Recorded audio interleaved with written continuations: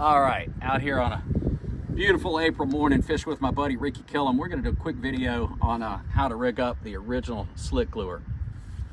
The two favorite hooks that we like to use with the slick lure are either the Owner 4/0 Beast hook or the Trokar TK170 3/0 hook. These hooks are basically the same wire bend, the same dimension, the same 1/8 ounce weight. These hooks are also made in an unweighted version if you want to fish the slick lure a little higher in the water column.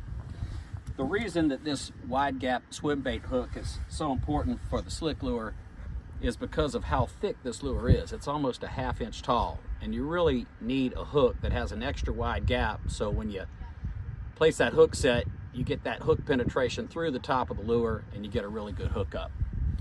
There's a third option, which is typically a 4/0 jig head like the iStrike Redfish Eye, which is also a really good option.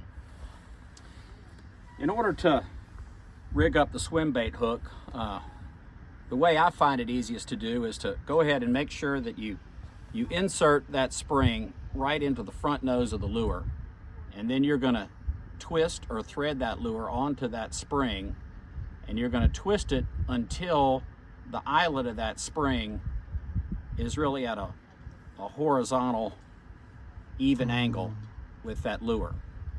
Then the next thing I like to do is go ahead and spread the belly slot open, which is also good for holding a little bit of Pro-Cure. Bend the nose of that lure over, and I put my finger in the center of the back of that lure. And then about 1/4 of an inch from the back, stick that hook straight vertically through the back of the lure until you feel it prick your finger just a second, and then go ahead and feed it through. And when you do that, you almost get a perfect center alignment every time. So when you're rigged up and finished, she looks something like that.